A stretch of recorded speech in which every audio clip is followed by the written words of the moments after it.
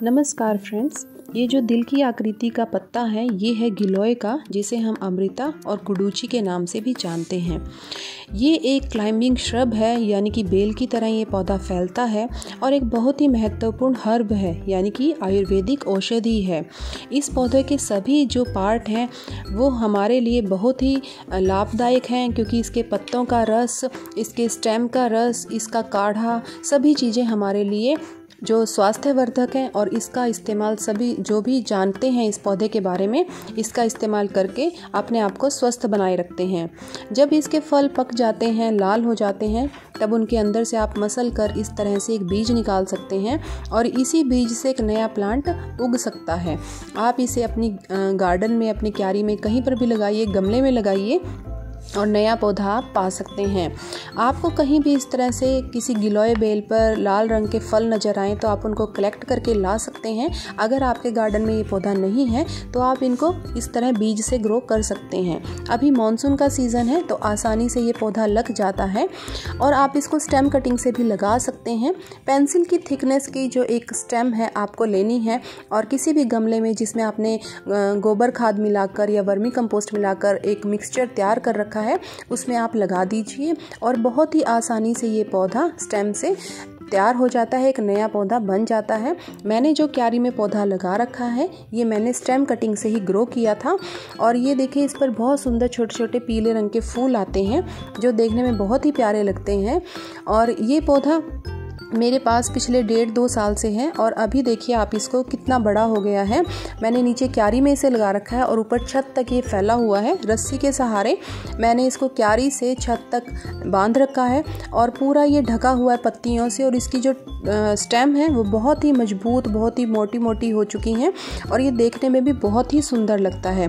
क्योंकि इस प्लांट में बहुत सारी मेडिसिनल प्रॉपर्टीज़ हैं तो इसका हम बहुत तरह से इस्तेमाल करते हैं। जैसे कि काढ़ा बनाने के लिए, काढ़े के लिए हम 1.5 या 2 इंच की एक स्टेम ले लेते हैं, थोड़ा सा अदरक का टुकड़ा ले लेते हैं, थोड़ी सी हल्दी, आधा छोटा चम्मच, 8-10 पत्ते तुलसी के, और मेरे गार्डन में तो एलोवेरा भी बहुत ज़्यादा लगा हुआ है तो मैंने एलोवेरा का भी एक टुकड़ा रखा हुआ है।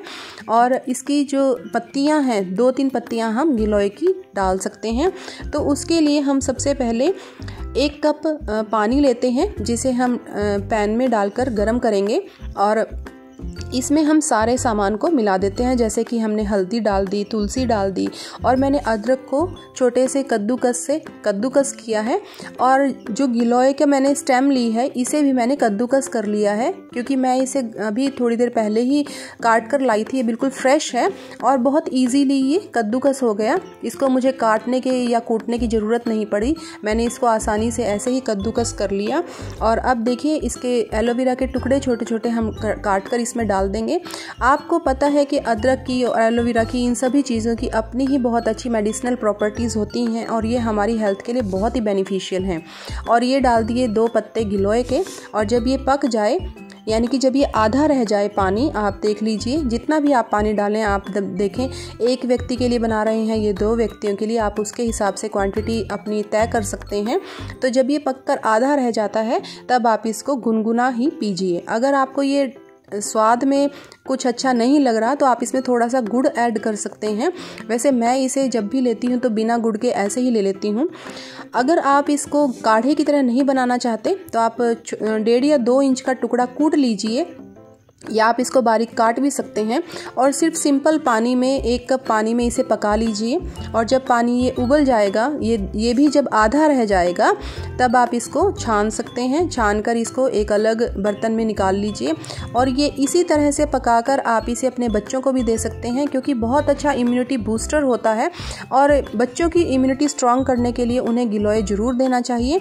तो आप थोड़ी सी क्वांटिटी में आप उनको दे सकते हैं। अगर बच्चे ना पिएँ तो आप उसमें थोड़ा पानी ऐड करके दे दीजिए। और पत्तों का भी रस बना सकते हैं आप, मिक्सी में पीस लीजिए पानी, ये 2 पत्ते इसके, और ये सिर्फ 2 ही पत्तों का रस है, इसमें बाकी मैंने सारा पानी ही ऐड किया है।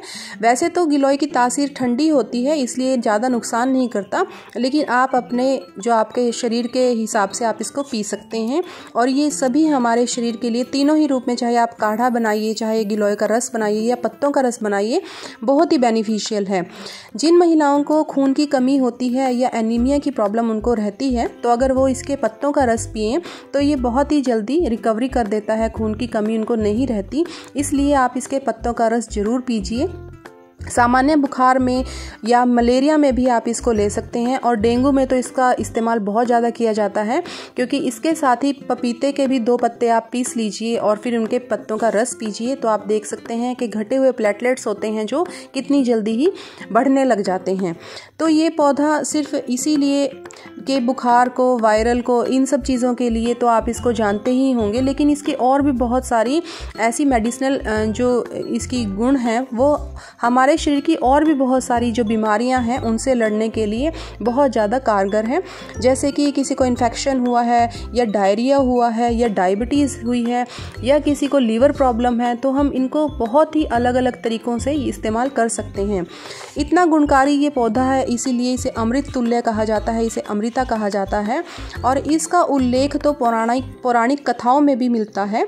जब श्री राम जी ने लंका में रावण के साथ युद्ध किया था और कुछ वानर मारे गए थे, तब उन वानरों को पुनर्जीवित करने के लिए राम जी ने अमृत वर्षा का आह्वान किया था, और तब आकाश से अमृत वर्षा हुई और वानर तो पुनर्जीवित हो ही गए। लेकिन जहाँ पर भी ज़मीन पर वो अमृत की बूंदें गिरी, वहीं पर गिलोय के पौधे उग आए। तो कहने का भावार्थ यह है कि यह तो स्वयं ही अमृत से बना एक पदार्थ है। गिलोय में इतने सारे गुण हैं, इसीलिए इसे अमृत कहा जाता है। मानव शरीर के हर अंग के लिए गिलोय लाभकारी है। गिलोय के प्रयोग से आप अपनी किसी भी बीमारी को ठीक कर सकते हैं, लेकिन इसकी अति भी नुकसानदायक है, इसलिए इसे सीमित मात्रा में ही आप सेवन कीजिए। और मुख्यतः जो प्रेग्नेंट लेडीज़ होती हैं या बच्चे को जो ब्रेस्ट फीड कराती हैं, बच्चे को दूध पिलाने वाली होती हैं, उन्हें इसका इस्तेमाल नहीं करना चाहिए। प्रेगनेंसी में और ब्रेस्ट फीडिंग के टाइम गिलोय का इस्तेमाल मना किया गया है, हमें नहीं लेना चाहिए। और वैसे ये एक सुपर फूड है। मेरे बच्चों को सर्दी खांसी होने पर मैं हमेशा गिलोय ही पका कर देती हूँ एलोपैथी की बजाय। आप इसके पत्तों को चबाकर भी खा सकते हैं, और इसके प्रयोग से पित्त की जिनको समस्या होती है उनकी पित्त की समस्या भी ठीक हो जाती है। और आजकल जो मुहिम चल रही है भारत में फिट इंडिया की, तो आप अपने वेट को कंट्रोल करना ज़रूर चाहेंगे, तो उसके लिए भी गिलोय बहुत ज़्यादा हेल्पफुल है, क्योंकि गिलोय जो है वो इम्यूनिटी को बूस्ट करता है, मेटाबॉलिज्म को बूस्ट करता है बॉडी के। तो इससे ये वज़न बढ़ने की समस्या से भी आपको निजात दिलाता है। बल्कि अगर आपका वज़न ज़्यादा है तो आप गिलोय को अगर नियमित रूप से सेवन करते हैं तो इससे आप अपने वज़न को घटाने में भी सहायता ले सकते हैं। ये हाईली एल्कलाइन होता है, जिसकी वजह से अगर आपको अर्थराइटिस की प्रॉब्लम है तो अर्थराइटिस में और अस्थमा में ये बहुत ही ज़्यादा लाभदायक होता है। आप अगर इसका काढ़ा बनाकर पीना चाहते हैं तो आप खाना खाने के बाद इसका काढ़ा पी सकते हैं।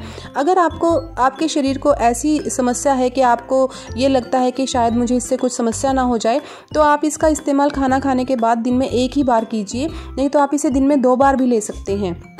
इसका जो पाउडर है, गिलोय का बना बनाया पाउडर भी मार्केट में मिलता है, या गिलोय का जो रस है, आप कभी भी 2 ग्राम से ज़्यादा पाउडर ना लीजिए और ना ही 2 इंच से लंबा टुकड़ा गिलोय का पका कर लीजिए। अगर आप चाहें, अगर आपको लगता है कि ये मुझे नुकसान करेगा, पानी में मैं इसको पका कर लूँ, तो आप या तो पानी में उसको ठंडा करने के बाद तब ले लीजिए, या फिर आप उसको सिर्फ पानी में कूट कर और अच्छे से हिलाकर पानी में ऐसे ही उसको पी सकते हैं। तो ये किसी भी रूप में लिया जा सकता है। वैसे तो ये नुकसान करता है नहीं, लेकिन अगर आपको ऐसा लगता है कि शायद मुझे इससे नुकसान ना हो जाए, तो आप इसके लिए और भी कोई विकल्प इसको यूज़ करने का वो देख सकते हैं। तो आप इसका सबसे अच्छा बेस्ट यूज़ है कि सुबह के टाइम आप इसके 2 पत्ते चबा लीजिए। वो नहीं ले सकते तो पत्तों को पीस कर ले लीजिए। वो भी नहीं ले सकते तो आप फिर इसका पानी में पकाकर ठंडा करके भी ले सकते हैं। बहुत ही अच्छा ये एक ऐसा गुणकारी पदार्थ है जो हमारे शरीर को बहुत सारी बीमारियों से दूर रखता है। और केवल जो पीड़ित हैं किसी बीमारी से, डेंगू से, मलेरिया से, स्वाइन फ्लू से या बुखार से, अगर कोई पीड़ित है वो इसको लेता है तो ठीक है, लेकिन अगर आप स्वस्थ हैं तो भी आप इस पौधे को इस्तेमाल कर सकते हैं, क्योंकि इससे आपकी इम्यूनिटी बूस्ट होती है। इसीलिए बच्चों को तो इसका सेवन जरूर करना चाहिए। बच्चों में इम्यूनिटी की प्रॉब्लम होती है, वो जल्दी जल्दी बीमार होने लग जाते हैं कई बार, तो इसलिए ज़रूरी है कि बच्चों को इसका इस्तेमाल करवाया जाए। सामान्य खांसी बुखार में आप इसे इस्तेमाल कर सकते हैं। अगर आपके गले में टॉन्सिल्स हो गए हैं तो आप इसके पत्तों का रस या इसका थोड़ा सा काढ़ा बनाकर पी सकते हैं। और ये ब्लड को भी प्यूरिफाई करता है, जो है बैक्टीरिया हैं उनसे फाइट करता है। और जिनको हार्ट प्रॉब्लम होती है तो उनके लिपिड लेवल को भी ये मेंटेन रखता है।